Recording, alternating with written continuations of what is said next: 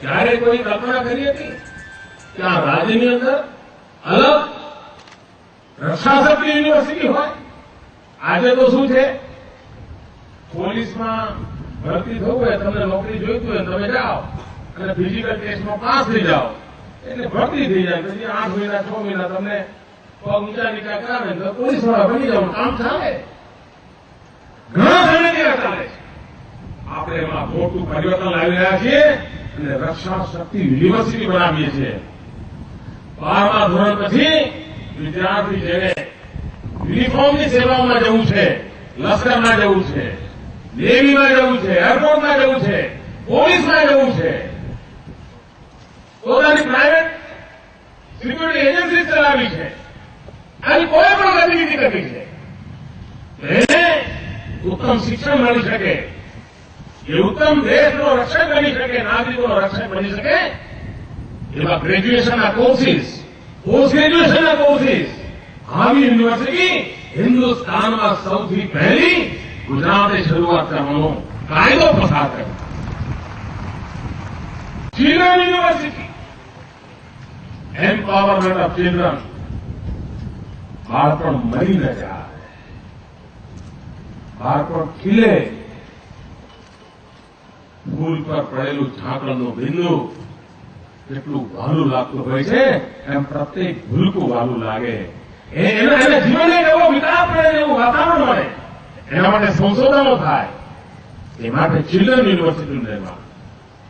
Cyber crime વધતા હોય, economical offences વધતા હોય, ગુનાઓનું રૂપરંગ બદલાયેલા હોય, ત્યારે ટેકનોલોજીની તાકાત હોય છે.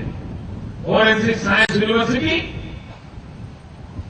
સમગ્ર વિશ્વમાં એક નવી પહેલ, અને આજે આપણી ફોરેન્સિક સાયન્સ યુનિવર્સિટી ચાલુ થઈ. મારો ખેડૂત મિત્ર કૃષિ ક્ષેત્રે કામ કરે, પરંતુ એને પશુપાલન એની પૂરક રોજીરોટીનું કારણ બનતો હોય છે. અને ગુજરાતે તો વ્હાઇટ રિવોલ્યુશન કરી છે. જે ગુજરાતે વ્હાઇટ રિવોલ્યુશન કર્યું હોય, શ્વેત ક્રાંતિ કરી હોય, ત્યાં પશુ ઉછેર માટે લડાઈની વ્યવસ્થાની આવશ્યકતા છે. અને તેથી આ દેશમાં ગુજરાતે કામધેનુ યુનિવર્સિટી, પશુઓના પાલન માટેનું વૈજ્ઞાનિક શિક્ષણ મળે, પશુ શક્તિનો ગામડાના ખેડૂતને મજબૂત બનાવવાનું કામ આ કામધેનુ યુનિવર્સિટી થાય. આપ વિચાર કરી શકો છો ભાઈઓ બહેનો, જીવનના કેવા નવા નવા આયામને પકડીને માનવ સંસાધનને મહત્વ આપીને આ રાજ્ય કેવી રીતે આગળ વધવા માંગે છે એનું ઉદાહરણ આપ્યું છે. ભાઈઓ બહેનો, મારે આજે એક ચિંતા પણ જતાવવી છે. ગુજરાત જેવું રાજ્ય પ્રમાણમાં દેશના અન્ય રાજ્યોની સરખામણીમાં સુખી રાજ્ય ગણાતું હોય, એવા રાજ્યમાં કુપોષણના કારણે માતાઓનો, બાળકોનો વિકાસ અટકતો હોય, એનાથી વધારે પીડાદાયક કોઈ બાબત હોય છે. અરે આપણે તો એવા લોકો છીએ કે જે લોકો મોહલ્લામાં કૂતરી સુવાવડી થઈ હોય તો બાળકો ભેગા થઈને શીરો બનાવીને કૂતરીને ખવડાવતા હોય. આ પરંપરા આપણી છે. એ આપણા દેશમાં કુપોષણને કારણે કોઈ માતા મૃત્યુ પામે, કુપોષણને કારણે કોઈ બાળકનો વિકાસ ન થાય, કુપોષણને કારણે કોઈ માતાના પેટમાંથી મેન્ટલી રિટાયર્ડ બાળક જન્મે, અપંગ બાળક જન્મે, આનાથી બીજી કોઈ વેદના ન હોઈ શકે. ભાઈઓ બહેનો, ગુજરાતે સંકલ્પ કરવો રહ્યો કુપોષણ સામે જંગ કરવો છે. મારા રાજ્યનું કોઈ બાળક એના લોહીની અંદર હિમોગ્લોબિન ઓછું હોય, એના ચહેરા પર ચમક ન હોય, એવું મારું ગુજરાત કેવું. અને તેથી ભાઈઓ બહેનો, ગુજરાત કુપોષણની લડાઈ સામે એક નવો અભિગમ ઉપાડ્યો છે. ફોર્ટિફાઈડ મિલ્ક, ફોર્ટિફાઈડ આટો, ફોર્ટિફાઈડ સોલ્ટ, આ બધા પ્રયોગ આપણે કર્યા છે.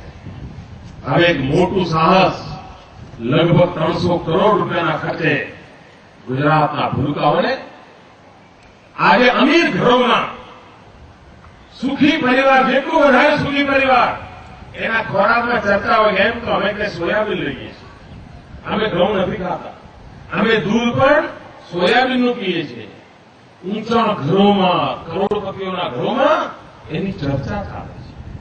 કારણ એમાં પ્રોટીન હોય છે. શરીર જાડું થતું નથી, ફેટ વધતો નથી અને આવશ્યક પોષક તત્વો મળે છે. આ અમીર પરિવારોને મળે, મારા ગરીબ બાળકોને કેમ ન મળે? અને તેથી રાજ્ય સરકારે 300 કરોડ રૂપિયા જેટલા માત્ર ખર્ચા સાથે મિડ ડે મીલ હશે, મધ્યાહન ભોજન હશે, ગરીબીની રેખા નીચે જીવનાર પરિવારોને રાશનની દુકાનથી મળતું ઘઉંનો આટો હશે. આ બધાને સોયાબીનના સાથે આપવું મોંઘું પડશે તો પણ મારા ગરીબને પૂરતું પોષણ મળી રહે, એના માટે આ મિશન લઈને ચાલવાનો વિચાર આ રાજ્ય સરકારે કર્યો છે. ભાઈઓ બહેનો, આ દેશમાં અનેક યુવકો એવા છે કે જેમના મનમાં દેશ માટે કંઈક કરવું છે. દેશભક્તિનો ઇજારો કોઈનો હોય છે એવું નથી હોતું મિત્રો. પ્રત્યેકના દિલમાં દેશ માટે કંઈક કરવાની ઈચ્છા હોય છે, એને અવસર જોઈતો હોય છે. મારી પર દેશ અને વિદેશમાં રહેતા ગુજરાતીઓ અને બિન ગુજરાતી હિન્દુસ્તાનીઓ અનેક ઈમેલ કરતા હોય છે અને મને કહેતા હોય છે કે અમારે દેશ માટે કંઈક કરવું હોય તો, અમારે કંઈક કરવું હોય તો ખાલી અપેક્ષા વ્યક્ત કરતા હોય છે. ક્યાંક મેં પ્રાયોગિક ધોરણે કામ પણ કર્યું છે અને આજે હું વિધિવત જાહેર કરવા માંગુ છું. હવે ગુજરાતની અંદર આપણે એક ચીફ મિનિસ્ટર ફેલોશીપ શરૂ કરીએ છીએ. આ ચીફ મિનિસ્ટર ફેલોશીપમાં જે તેજસ્વી યુવકો છે, જેમની પાસે જ્ઞાન છે,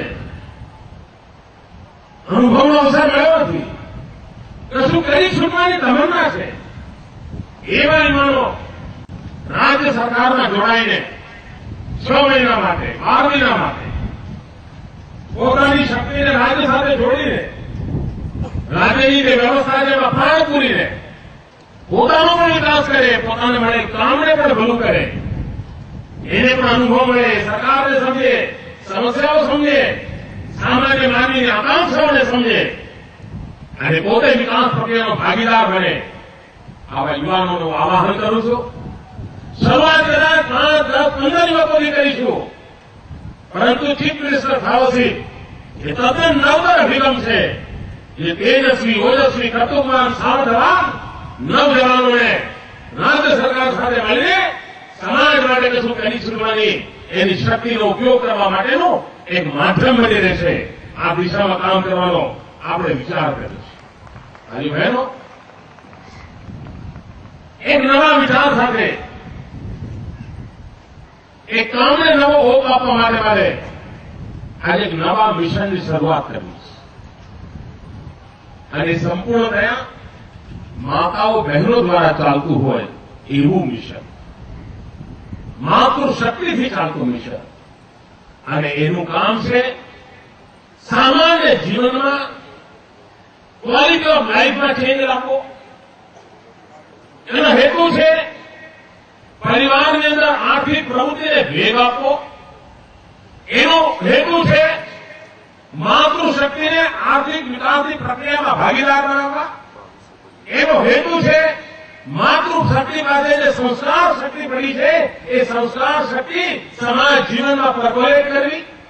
આવા ઊંડા હેતુથી આ રાજ્ય સરકારે એક મિશન માંગલ્યની શરૂઆત કરવાનું નક્કી કર્યું. મિશન મંગલમ.